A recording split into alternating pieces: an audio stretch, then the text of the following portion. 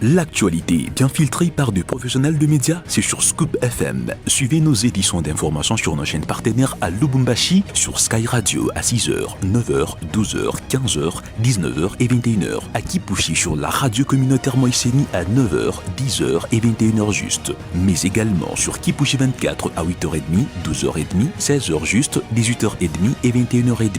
Le journal des Scoop FM passe aussi à Likasi sur Canal CTV 88.4 MHz et sur Unili Radio 88.0 à 6h, 9h, 13h et 20h. Suivez-nous également à Kasumbalesa sur Marafiki Radio 88.8 MHz à 10h, 12h et 18h. Suivez-nous également en Bougimaï sur Télédiéba 89.1 MHz à 7h juste, 15h juste et 23h juste. Scoop FM, l'actualité est en continu sur notre page Facebook et sur notre chaîne YouTube. Pour plus d'informations, contactez-nous au +243 97 62 31 31 9. Scoop FM, la neutralité réelle, la neutralité réelle.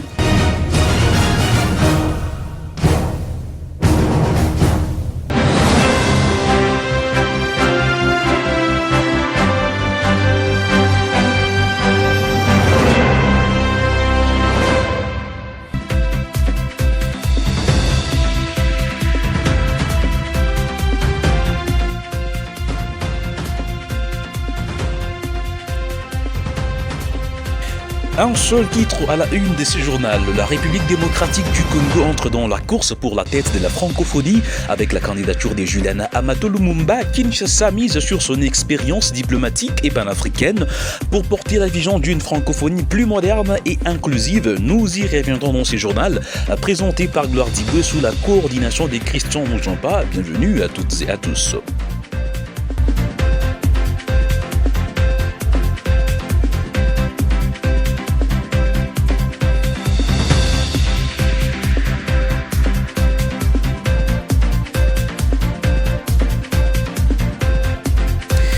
Tel qu'annoncé dans le sommaire, la République démocratique du Congo a officiellement déposé la candidature de Juliana Amato Lumumba au poste de secrétaire général de la francophonie. Le gouvernement met en avant son long parcours dans la gouvernance publique, la diplomatie culturelle et la coopération internationale. À travers ses choix, la RDC affirme sa volonté de peser davantage au sein de la francophonie et de promouvoir une organisation plus moderne, inclusive et tournée vers les réalités africaines. L'accord Kinshasa-Washington avec un investissement de 1,2 milliard de dollars américains marque un tournant pour la santé en RDC. Cette alliance vise à transformer les infrastructures médicales et à améliorer l'accès aux soins, renforçant ainsi la résilience du système de santé et des bien-être congolais. Florence Kafunda pour de précisions. L'alliance stratégique entre Kinshasa et Washington se concrétise par un investissement de 1,2 milliard de dollars américains visant à renforcer les secteurs de la santé en République démocratique du Congo. Ces partenariats répondent à des défis majeurs tels que l'accès limité aux soins, les épidémies et les infrastructures souvent inadéquates. La construction et la modernisation des infrastructures sanitaires sont prioritaires. De nouveaux hôpitaux et centres médicaux seront érigés facilitant l'accès à des services de santé de qualité pour des millions de Congolais.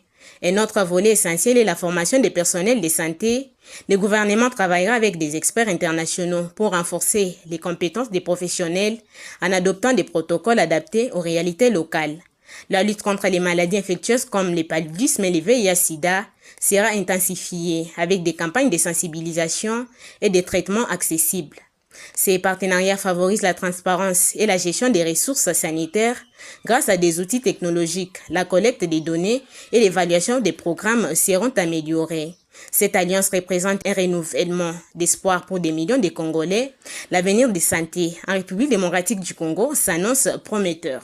À Bandundu, à quelques semaines de la 13e conférence des gouverneurs prévue du 24 au 28 mars, l'aéroport national de Bandundu fait peau neuve. Les travaux de réhabilitation de la piste touchent à leur fin avec pour objectif d'accueillir les délégations dans des conditions optimales de sécurité et de modernité. Commentaire de Nikes Umba. À Bandundu, chef-lieu de la province de Kwilu, les travaux de réhabilitation de l'aéroport national entrent dans leur dernière ligne droite. Selon la régie des voies aériennes, la piste de décollage et d'atterrissage sera entièrement opérationnelle dans les prochaines semaines. Une échéance cruciale alors que la ville s'apprête à accueillir la 13e conférence des gouverneurs. Pour Fils Moïma, commandant de la RVA à Bandundu, l'objectif est clair, garantir la sécurité des vols et permettre l'atterrissage d'aéronefs de grandes capacités. Les autorités se veulent rassurantes quant au respect des délais. Au-delà de cet événement politique majeur, la modernisation de l'aéroport représente un levier stratégique pour le développement du Kwilu. Elle devrait faciliter les échanges avec Kinshasa et les autres provinces, réduire les coûts de transport et dynamiser l'activité commerciale locale. Dans une région où le réseau routier reste fragile, cette infrastructure rénovée redonne espoir aux habitants qui voient en elle un outil essentiel de désenclavement et de relance économique. Venant ici dans le Haut-Katanga, Louis Watum Kabamba a inauguré la succursale de la DRC Gold Trading SA à Lubumbashi. Bien évidemment, cet événement représente une étape significative dans la lutte contre la fraude aurifère, tout en proposant des solutions transparentes et responsables pour le commerce de l'or. Il contribue à renforcer la souveraineté économique de la République démocratique du Congo, tout en favorisant le développement local et la création d'emplois. Florence Kafunda, une fois de plus. Louis Watum Kabamba, figure emblématique du milieu de l'exploitation minière, a officiellement inauguré la nouvelle succursale des DRC Gold Trading à Lubumbashi. Cet événement revêt une importance cruciale non seulement pour la société elle-même, mais aussi pour l'économie locale et nationale. DRC Gold Trading s'engage résolument dans la lutte contre la fraude aurifère qui affecte gravement les secteurs miniers en République démocratique du Congo. En ouvrant cette succursale, M. Kabamba marque une intention claire. Offrir un cadre transparent et sécurisé pour les transactions liées à l'or. Cela permet non seulement de protéger les investisseurs, mais également de garantir que les ressources naturelles du pays profitent véritablement à sa population. L'ouverture de cette succursale s'inscrit dans le cadre d'une stratégie plus large visant à renforcer la souveraineté économique du pays. En mettant en place ces systèmes rigoureux de traçabilité et de certification des produits aurifères, DRC Gold Trading inspire à Lubumbashi à établir Lubumbashi comme un nœud incontournable pour le commerce de l'or en Afrique. Ce tournant décisif est salué non seulement par les acteurs du marché local, mais également par les organismes internationaux qui soutiennent la bonne gouvernance des ressources naturelles en Afrique. De plus, cette initiative ouvre la voie à de nombreuses opportunités d'emploi pour les habitants de Lubumbashi et des environs, stimulant ainsi l'économie locale avec un accent particulier sur la formation et le développement des compétences. DRC Gold Trading s'engage à élever les profils des professionnels, des travailleurs dans les secteurs miniers. En conclusion, l'inauguration de la succursale des DRC Gold Trading à Lubumbashi représente un avenir prometteur pour l'exploitation aurifère en RDC. Restons toujours à Lubumbashi. La Société nationale d'électricité SNEL en sigle et à travers sa direction régionale sud a annoncé une importante perturbation de la desserte en électricité dans la ville de Lubumbashi, consécutive au vol des 2000 mètres des câbles sur une ligne haute tension. D'après un communiqué signé jeudi par les directeurs régionaux Ralph Mbayo, le sabotage est survenu dans la nuit du 25 au 26 février aux alentours des 1h passées des 25 minutes. Les conducteur dérobé s'est trouvé sur la ligne reliant les postes des Caravia au répartiteur sud, provoquant une coupure d'envergure dans plusieurs quartiers résidentiels et zones jugées stratégiques. 6 communes sont touchées par cette interruption: Katuba, Kamalondo, Kampimba, Annexe, Lubumbashi et Kenya. Des infrastructures sensibles, notamment des hôpitaux, des institutions publiques et des centres administratifs, figurent également parmi les sites affectés.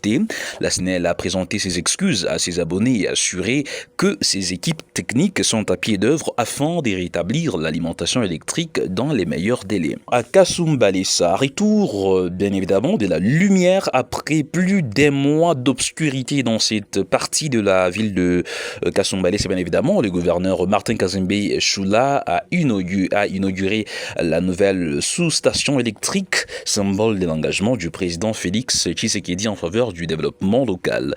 Une lueur d'espoir pour les habitants qui voient enfin se dessiner un avenir meilleur grâce à l'accès à l'énergie. Ce geste concret réaffirme que le développement de chaque ville de la province est une priorité pour les autorités. Reportage de Sylvain Mbala.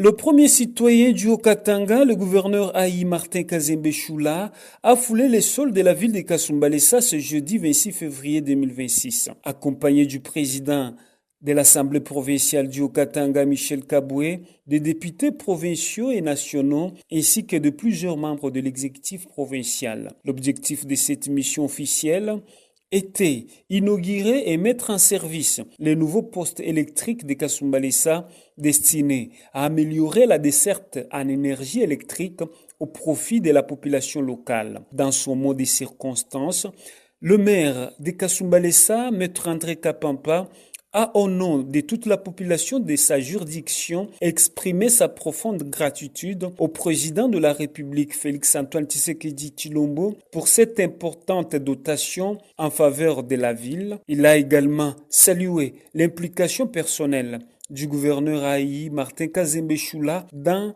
la concrétisation de ce projet.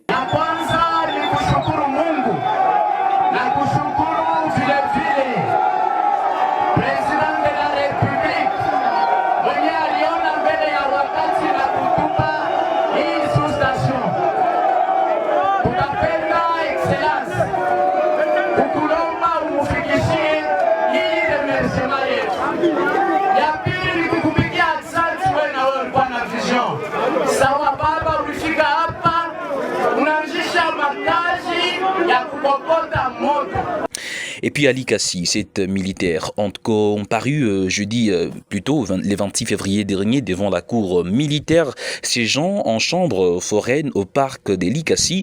Ils sont poursuivis pour vol qualifié et violation des consignes. Parmi les prévenus, bien évidemment, le sous-lieutenant et magistrat Jonathan Kalombo Mwamba. C'est les présentés, bien évidemment, $50,000 américains, $13,000 et des milliers de francs congolais. Audience qui a été renvoyée au 27 février à 9h et un prévenu s'est évanoui et évacué à l'hôpital. La saga judiciaire dans l'affaire des millions de dollars volés chez un sujet chinois à Likasi. Suivez. La haute cour militaire de l'ex-Katanga a tenu ce jeudi 26 février une audience en chambre foraine au parc de la ville de Likasi dans le cadre d'une procédure de flagrance. Ces militaires y sont poursuivis pour vol qualifié et violation des consignes. Parmi les prévenus figurent le sous-lieutenant et magistrat Jonathan Kalombo Mwamba en service à l'auditorat militaire des garnisons de Likasi. Selon le ministère public, dans la nuit du mardi 24 février, les prévenus auraient mené une perquisition irrégulière au domicile d'un ressortissant chinois du côté quartier Zout au niveau du bassin de la ville. Au cours de cette opération, une somme importante d'argent aurait été emportée. Devant la cour, les pièces à conviction présentées comprenant notamment $50,000 américains, 13,000 autres dollars ainsi que des milliers de francs congolais. Cette première audience a été essentiellement consacrée à l'identification des prévenus et à la présentation sommaire des faits par l'accusation.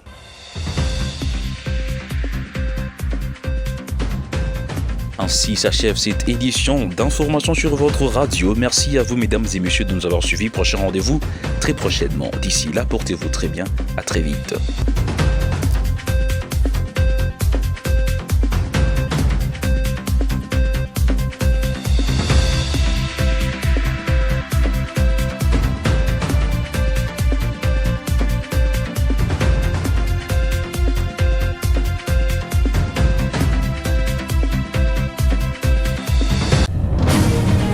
L'actualité bien filtrée par des professionnels de médias, c'est sur Scoop FM. Suivez nos éditions d'information sur nos chaînes partenaires à Lubumbashi, sur Sky Radio à 6h, 9h, 12h, 15h, 19h et 21h. À Kipushi sur la radio communautaire Moïseni à 9h, 10h et 21h juste. Mais également sur Kipushi 24 à 8h30, 12h30, 16h juste, 18h30 et 21h30.